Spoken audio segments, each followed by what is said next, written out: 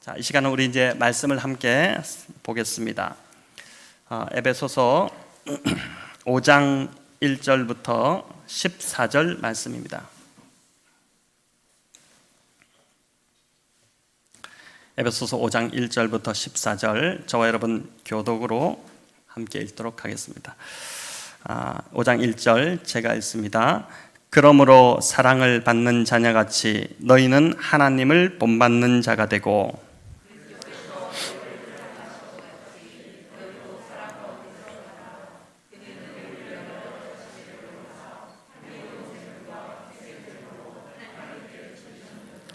음행과 온갖 더러운 것과 탐욕은 너희 중에서 그 이름조차도 부르지 말라. 이는 성도에게 마땅한 바니라.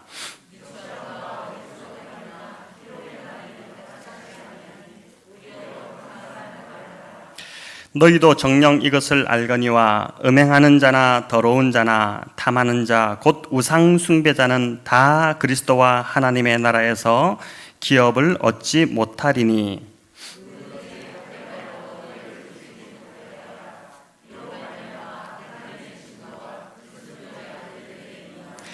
그러므로 그들과 함께 하는 자가 되지 말라.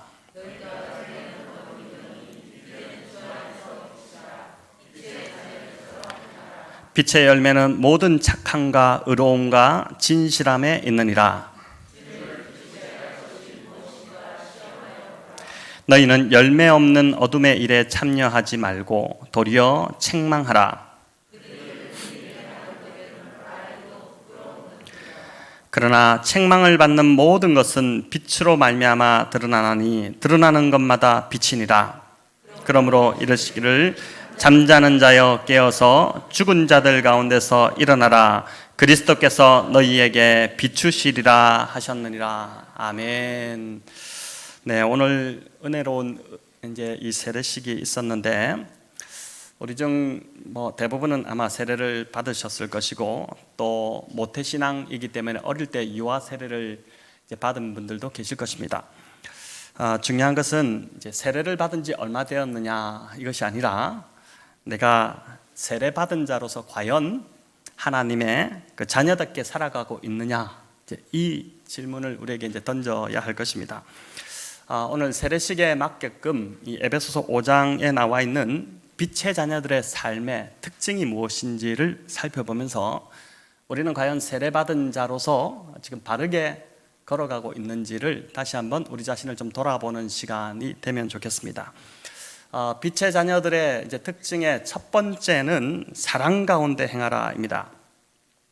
빛의 자녀는 이제 사랑 가운데 행하는 자들입니다. 본문 1절, 2절 우리 같이 한번 읽어보겠습니다.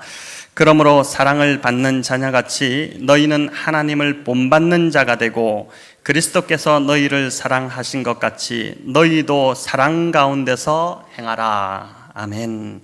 자, 이 구절을 가만히 보니까 이제 사랑을 먼저 받아야 사랑 가운데 행할 수 있다.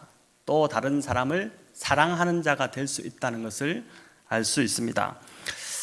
이는 예수님을 보더라도 우리가 알 수 있는데 예수님께서 3년간의 공생애를 시작하시기 전에 먼저 하신 것이 이제 세례를 받으셨죠.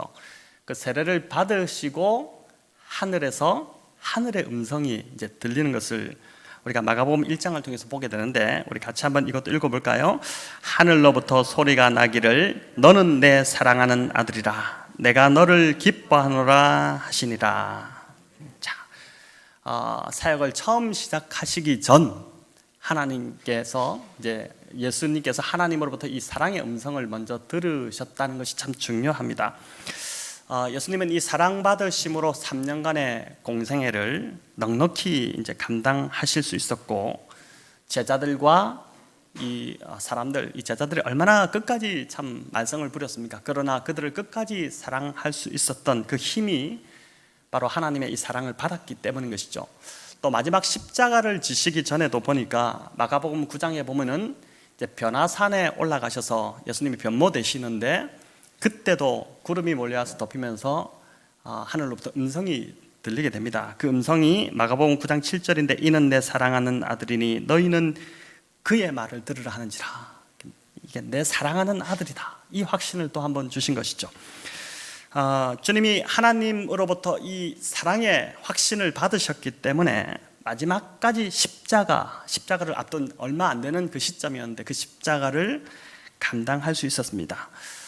그래서 보니까 이 신앙이라는 것은 이제 누구를 사랑하기 이전에 먼저 내가 하나님의 사랑을 깊이 경험하는 것, 그게 참 우선이라는 것을 예수님의 본을 통해서 우리가 보게 됩니다. 사랑을 받은 자만이 또 다른 사람을 사랑할 수 있기 때문입니다. 교회를 담임 목회하면서 점점 깨닫는 것은 신앙생활이라는 것은 이제 무슨 일을 하느냐 이것보다는 이제 어떤 존재가 되느냐, 어떤 인격이 되느냐, 이게 더 중요하다는 것이죠. 그리고 그 인격은 결국 보니까 다른 것이 아니라 사랑으로 인격이 빚어진다는 것을 보게 됩니다. 성도 여러분 어떻습니까? 여러분 하나님의 사랑을 지금 꾸준히 받고 있다고 이제 하나님이 사랑하신다는 것이 느껴지십니까? 하나님은 볼 수 없고 또 만질 수 없는 분이시기 때문에 하나님의 사랑이 상당히 좀 막연하게 느껴질 수 있습니다. 물론 하나님의 사랑은 십자가에서 그대로 다 드러났었죠. 우리가 처음 예수를 믿을 때에 이제 십자가의 그 사랑이 깨달아지면서 눈물을 흘리고 또 기뻐하고 그랬지 않습니까? 우리가 십자가 앞에서 2번 울었지 않습니까? 여러분 먼저는 내가 죄인이라는 것이 깨달아져서 이 죄인을 어떻게 이렇게 사랑하셨느냐, 그것 때문에 이제 죄인이라는 사실 때문에 깨달아지고, 그리고 이런 나를 구원해 주셨다는 그 사실이 또한 감사가 되어서 또 한 번 우리가 이제 눈물을 흘렸습니다. 중요한 것은 우리가 영적으로 거듭날 때뿐만 아니라 영적으로 자라가면서도 계속해서 이제 그 사랑을 계속 받아야 한다는 것이죠. 하나님이 나를 사랑하신다는 것이 이제 계속해서 이게 느껴져야지 된다는 것입니다. 어린아이들은 이제 밥도 먹어야 하지만은 무엇을 먹고 자랍니까? 엄마 아빠의 사랑을 먹고 자라지 않습니까? 오늘 본문 1절에서도 보니까 바울은 우리를 사랑을 받는 자녀다 이렇게 이제 표현하고 있는데, 저와 여러분이 하나님의 자녀이기 때문에 그분의 사랑을 받아야지만이, 그 사랑을 먹어야지만이 우리가 영적으로 계속해서 꾸준히 자라갈 수 있다는 것입니다. 인생을 살면서 이렇게 보니까 나쁜 일에 연루되어서 참 인생을 망쳐버린 참 안타까운 사람들의 사연을 듣게 되는데, 대부분 이런 사람들의 특징이 뭐냐면은 어릴 때 사랑을 받지 못한 것이 그 원인이 되는 것을 보게 됩니다. 사랑을 받아본 경험이 없기 때문에 진짜 사랑 그런 건 없다, 이렇게 이제 확신을 하는 것이죠. 세상에 믿을 사람이 아무도 이제 없다고 생각하는 것입니다. 사랑에 대한 가치, 또 사랑에 대한 생각 자체가 삐뚤어지다 보니까 인생 자체가 삐뚤어지는 것을 이제 보게 되는 것입니다. 그래서 세상의 문제는 보니까 대부분 사랑받지 못하면서 오고 사랑의 결핍에서 비롯된다는 것을 우리가 보게 됩니다.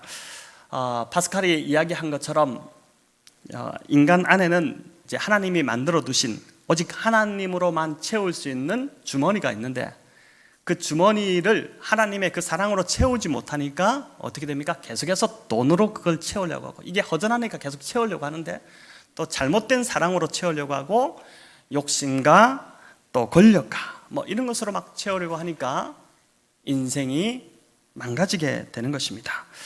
하지만 이런 인생도 하나님을 만나면, 또 하나님의 사랑을 경험하면 반드시 회복이 일어납니다. 하나님의 사랑을 경험하고 회복되지 못할 인생이 없습니다. 그래서 이렇게 어둠에 처한 사람들에게 복음이 더 필요한 것이고, 이런 사람들이 복음을 더 빨리 받아들입니다. 여러분 아마 경험해 보셔서 아실 텐데, 그런 사람에게 복음 전하면 왜 이렇게 좋은 복음을 이제야 나한테 알려주냐, 이제 그렇게 반응을 하는 것이죠.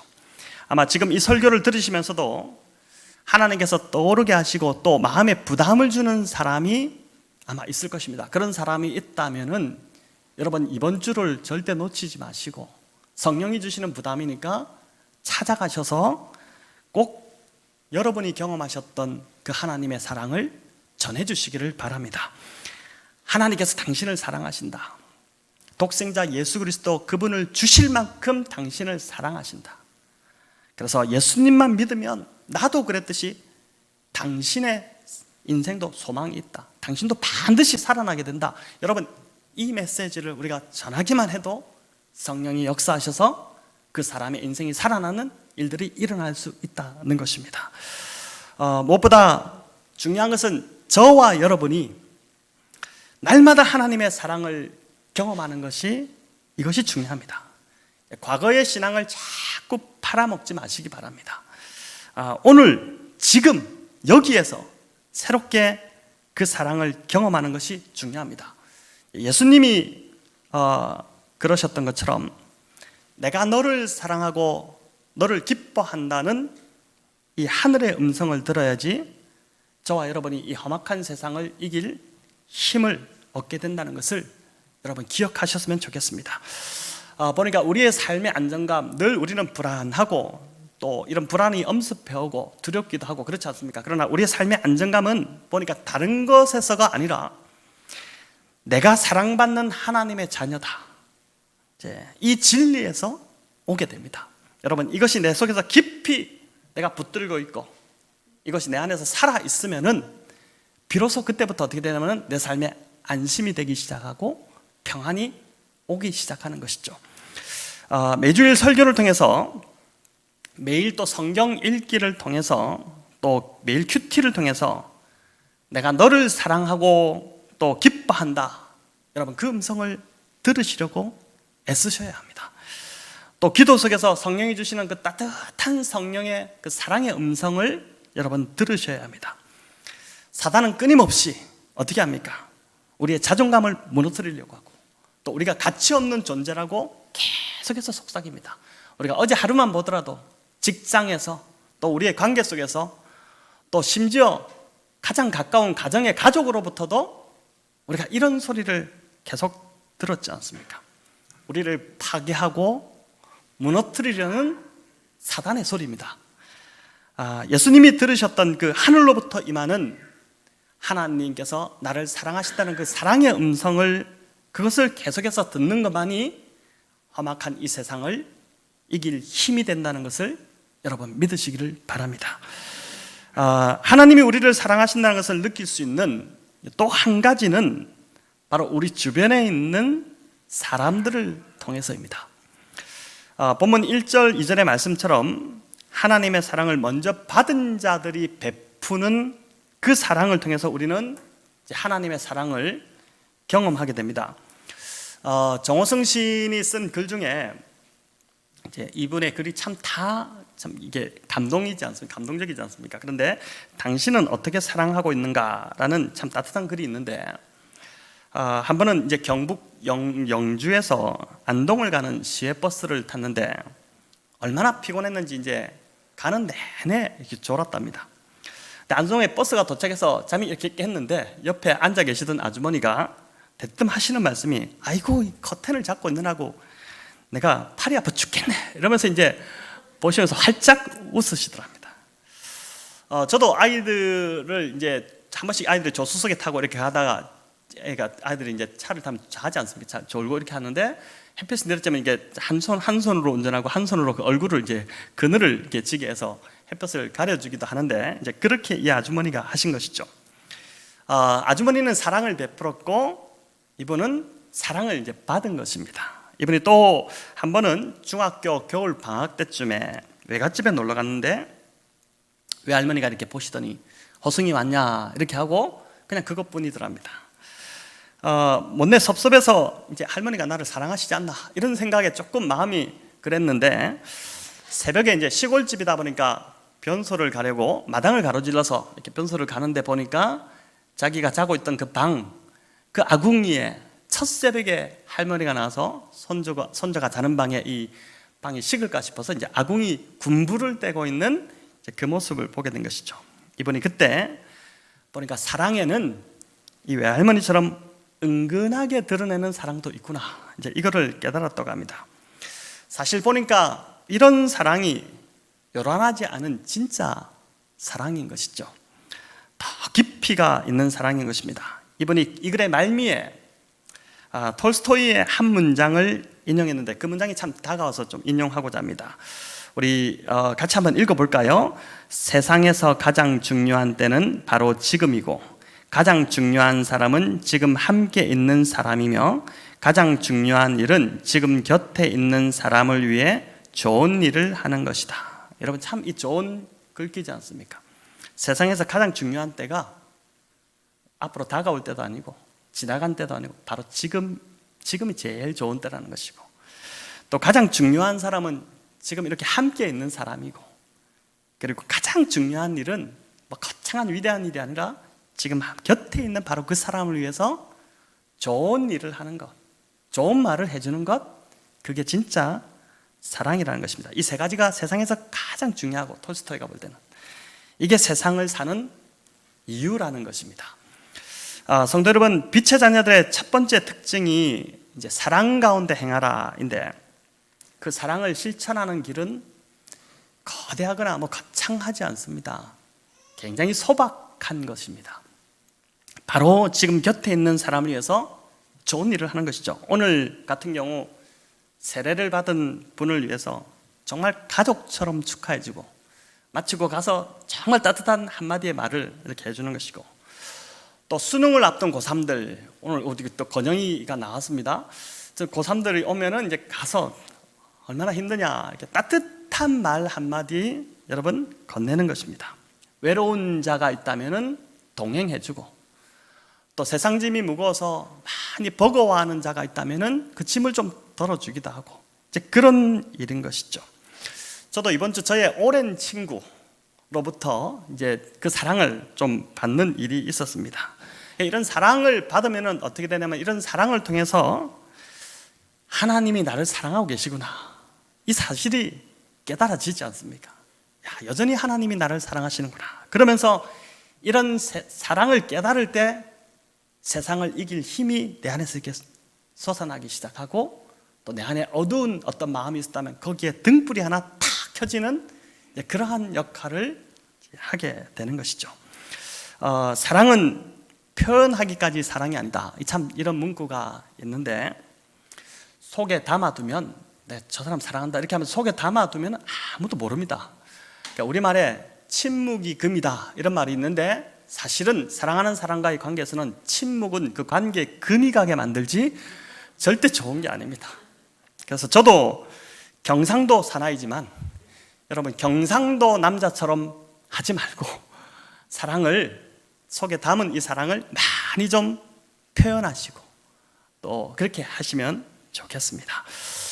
두 번째는 이제 감사하는 말을 하라. 첫 번째가 사랑 가운데 행하라 했다면, 두 번째는 감사하는 말을 하는 것이 빛의 자녀들의 특징입니다. 4절을 우리 같이 한번 읽어보겠습니다. 누추함과 어리석은 말이나 희롱의 말이 마땅치 아니하니 오히려 감사하는 말을 하라.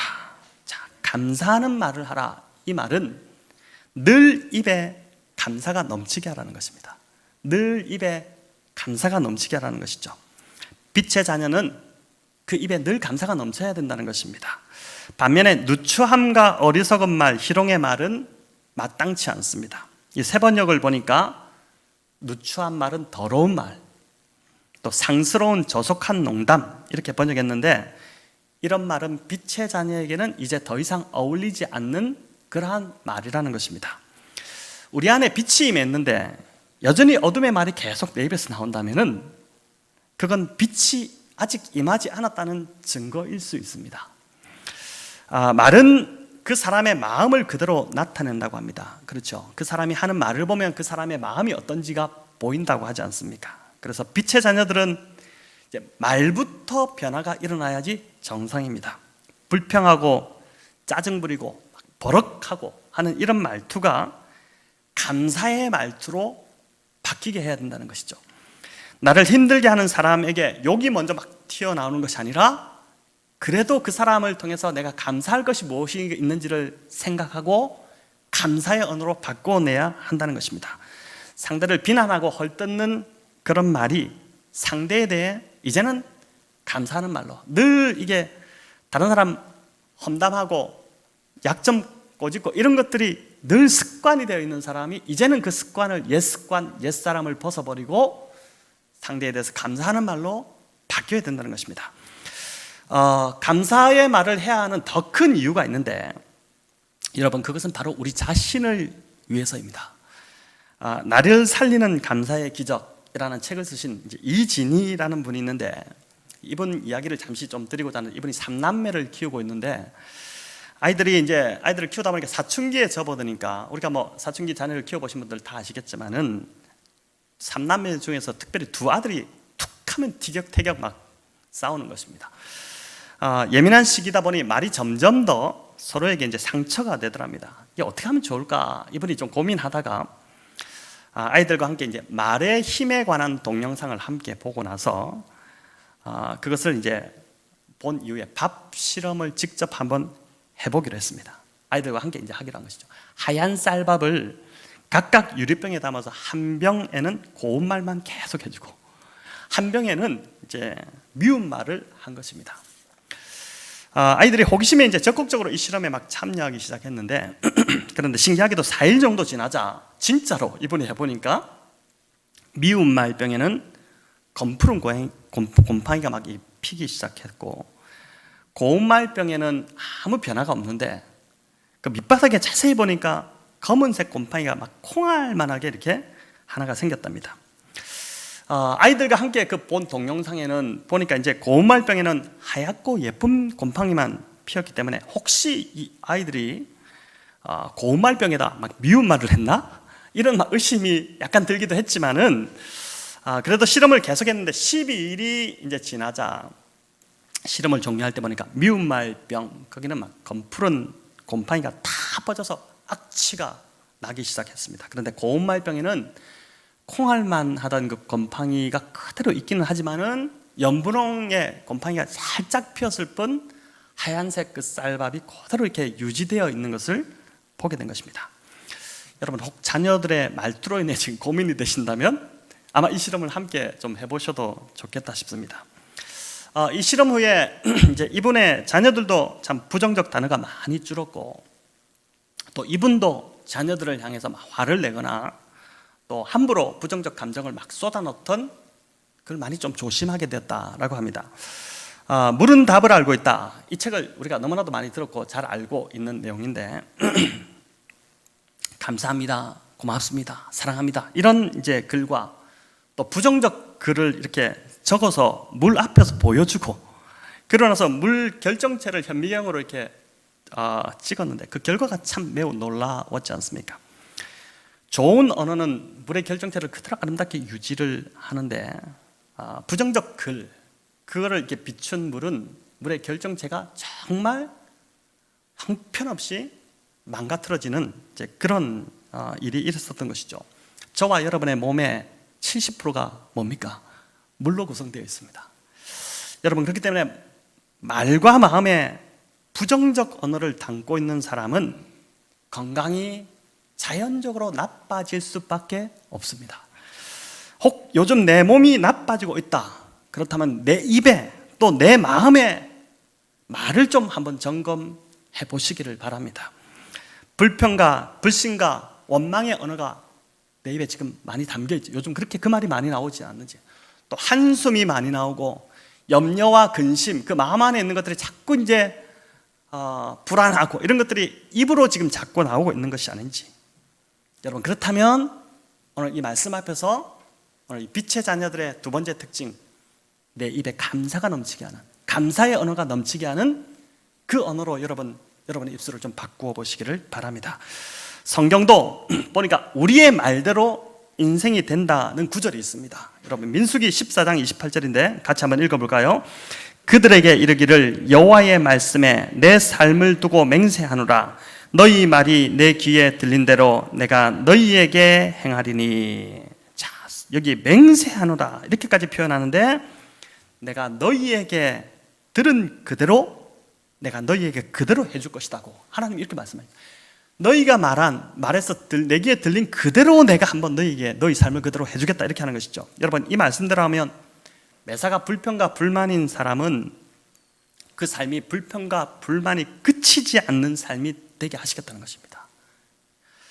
반면에 범사에 감사하면, 범사에, 말 그대로 범사에 감사하라 이렇게 하는데, 범사에 감사하면 범사가 감사가 넘치는 삶이 되게끔 하나님이 해주신다는 것입니다. 이 참 놀랍지 않습니까? 자, 무엇을 선택하고 싶으십니까? 당연히 우리는 감사의 언어를 선택하겠죠. 우리가 감사가 넘치는 삶을 우리가 원하지 않습니까? 오늘부터 저와 여러분의 입에서 부정적인 언어가 나올 때 입을 닫아버리고 그걸 다시 감사의 언어로 바꾸어서 감사가 넘침으로, 우리 뇌가 그렇게 반응한다고 합니다. 이제 마음의 어떤 상태를 떠나서 일단 입에서 나오는 그 단어가 부정적인 단어면은 뇌가 그걸 듣고 반응을 한다거든요. 그래서 그것을 긍정적인 감사의 언어로 여러분 바꾸심으로 저와 여러분의 평생이 감사가 넘치는 삶이 되시기를 축원합니다. 세 번째, 이제 빛의 열매를 맺으라입니다. 첫 번째 뭡니까? 사랑으로 사랑 가운데 행하라. 두 번째, 감사가 넘치게 하라. 감사의 언어를 사용하라. 세 번째, 빛의 열매를 맺으라인데, 저희 교회를 와보신 분들, 우리 성도님뿐만 아니라 또 외부에서 이렇게 손님들 오시면은 이제 저희 교회를 와서 느끼는 그 느낌의 공통된 평이 있습니다. 그게 뭐냐면은 교회가 참 밝고 따뜻하다는 것입니다. 따뜻한 느낌이 든다는 것이죠. 제가 왜 그럴까를 생각해 보니까 아마 조명이 밝아서 그렇나, LED 조명으로 바꿔서 그렇나 이럴 수도 있고, 또 이 우드톤과 의자의 연두색 색깔이 어우러져서 그럴 수도 있겠다 싶은데, 그런데 이런 인테리어적인 것보다도 아마 성도님들에게서 뿜어져 나오는 그 밝은 기운 때문이 아닐까, 이제 이런 생각을 좀 해보았습니다. 예수님은 나는 세상의 빛이다 이렇게 말씀하셨죠. 그런데 그 예수님께서 우리 안에 계셔서 지금 밝은 빛을 우리 안에서 비추고 계시기 때문에 그 빛이 발하는 효과로 저와 여러분이 계속해서 그 빛을, 밝은 빛을 발하기 때문에 우리 교회가 밝은 것이 아니겠습니까? 여러분, 이게 아멘으로 들리지 않으십니까? 본문 9절을 보니까 빛 가운데 행하는 자들, 이들은 반드시 이제 빛의 열매를 맺게 되는데, 우리 9절을 같이 한번 읽어볼까요? 빛의 열매는 모든 착함과 의로움과 진실함에 있느니라. 자, 빛의 열매 세 가지가 언급되죠. 착함, 의로움, 진실함입니다. 착함, 의로움, 진실함. 이를 원어로 살펴보면 첫 번째 착함은 착한 마음, 이것입니다. 착한 마음.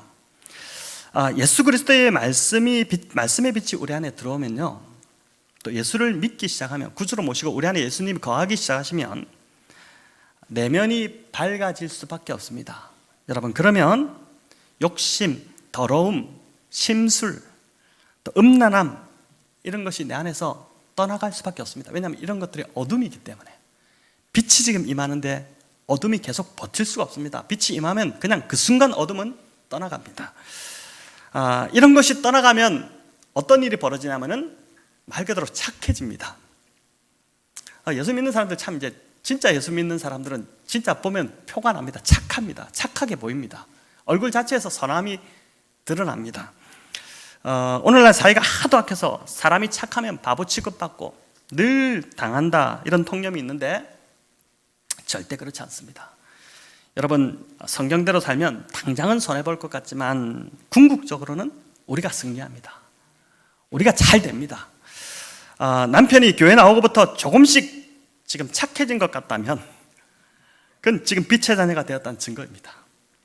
또 아내가 말씀을 들으면서 이전보다 바가지 긁는 것이 많이 줄었다면 지금 그건 빛의 자녀가 되었다는 증거입니다.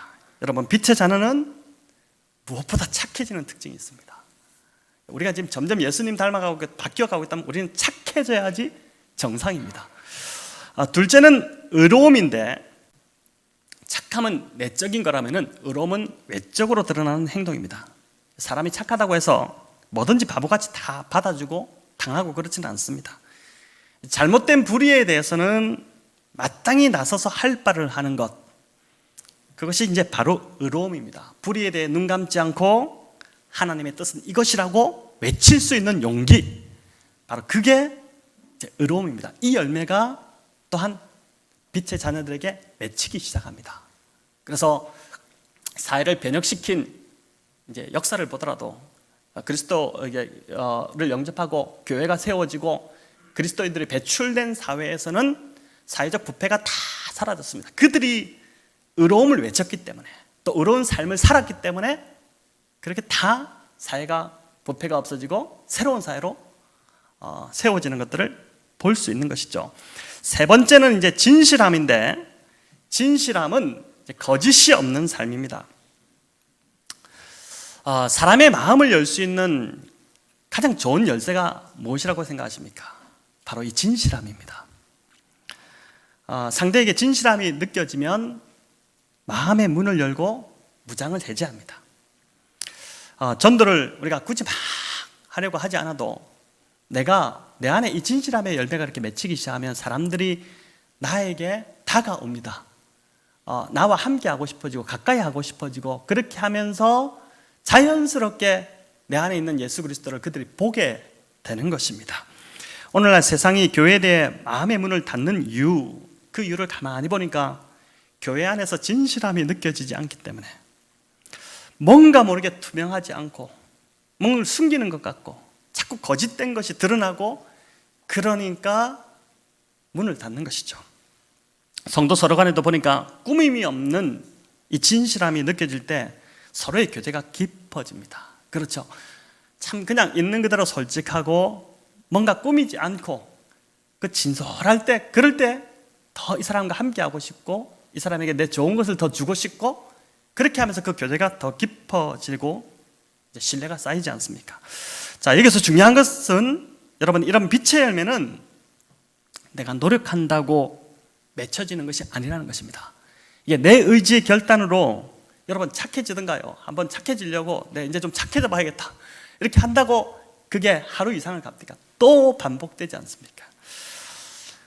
빛의 열매는 내 안에 빛이신 이 예수님이 임하시면 자동적으로 점진적으로 맺히게 됩니다. 말씀을 듣고 읽고 묵상하면서 말씀의 빛이 계속 임하게 해야지만이 되는 것입니다. 여러분, 그 빛이 임하면 자연스럽게 저절로 착함, 의로움, 진실함, 뭐라고요? 세 가지: 착함, 의로움, 진실함, 이 열매가 맺히기 시작합니다. 그래서 보니까 매주일 드리는 이 예배가 참 중요합니다. 여러분, 부부싸움하고 왔더라도 이 예배 와서 말씀을 듣다 보면은 하나님의 말씀의 빛이 비추면서 내 안에 참 또 원망과 불평했던 그 마음, 그게 사라집니다. 떠나갑니다. 그래서 예배 가운데로, 힘들더라도 예배 가운데로 나오는 게 참 중요한 것이죠. 특별히 이제 예배가 열렸는데, 여러분, 주일 예배뿐만 아니라 금요 기도회도 그렇고 새벽 기도회도 그렇고 가능한 예배를 드릴 수 있으면 그 시간에 예배를 드릴 수 있도록 여러분의 시간을 좀 할애하는 것이 좋을 것 같습니다. 이 예배가 또 언제 닫힐지 모릅니다. 제가 이번에 코로나 사태를 경험하면서 참 공산권이 이렇겠다, 이제 언제 드릴지 모르는, 물론 우리가 이제 온라인으로 예배를 계속 드릴 수 있는 또 은혜가 있지만, 그러나 또 언제 닫힐지 모르는 이 상황에서 여러분 계속해서 이 예배의 자리에서 말씀의 빛이 내 안에 임하도록 우리가 그렇게 애쓰고 힘써야 할 것입니다. 자, 오늘 빛의 자녀의 삶 세 가지를 말씀드렸습니다. 첫 번째 뭐라고요? 사랑 가운데 행하라. 먼저 저와 여러분이 하나님의 사랑을 받아야 됩니다. 그 사랑을 이전에 받은 것, 그것도 중요하겠지만 오늘 지금 여기서 늘 새롭게 그 사랑을 경험해야 합니다. 이번 한 주 말씀과 기도의 자리에서 주님이 그러셨던 것처럼 내가 너를 사랑하고 기뻐하노라, 여러분 이 음성 듣기를 힘쓰시는 저와 여러분 다 되시면 좋겠습니다. 또 바로 내 곁에 있는 사람부터 또 우리 성도 서로를 여러분 열심히 사랑하시기 바랍니다. 어떻게 하면 이 사랑을 좀 표현할지, 어떻게 하면 이 사람을 사랑할지, 내 바로 옆에 있는 사람을 어떻게 하면 좀 사랑할지를 늘 고민하시고 늘 그것을 또 생각하시고 표현하시고 그렇게 하시기 바랍니다. 거창하지 않지만 소박한 우리의 사랑의 그 표현, 사랑을 베푸는 것을 통해서 저와 여러분이 이 험악한 세상을 이길 힘을 얻게 된다는 것을 기억하셨으면 좋겠습니다. 두 번째 뭐라고요? 감사의 말을 하라. 네, 내 입이 말하는 대로 하나님께서 내 삶을 만들어 가신다. 여러분 이 말씀을 두렵게 좀 받으시면 좋겠습니다. 불평불만의 말로 불평불만만 막 하다가 만족함이 없는 삶으로 평생을 그치지 마시고 늘 입에 감사가 넘치도록 문자를 하더라도 늘 감사합니다. 이걸 마지막으로 해보십시오. 참 좋습니다. 늘 감사합니다. 감사합니다. 그렇게 하심으로 평생에 감사가 넘치는 빛나는 삶이 되시기를 축원합니다. 세 번째, 빛의 열매를 맺어야 합니다. 말씀의 빛을 받음으로 빛의 열매 세 가지 뭐라고요? 착함, 의로움, 진실함. 여러분 이 열매를 풍성히 맺으시는, 누가 보더라도 그래서 저 사람 그리스도인이네, 저 사람 예수쟁이네, 예수 믿는 사람이네, 나도 저 사람 참 좋아 보인다, 저 사람처럼 되고 싶다, 이런 칭찬 많이 받으시는 우리 복된 백원영농교회와 성도님들 다 되시기를 주님의 이름으로 축원합니다.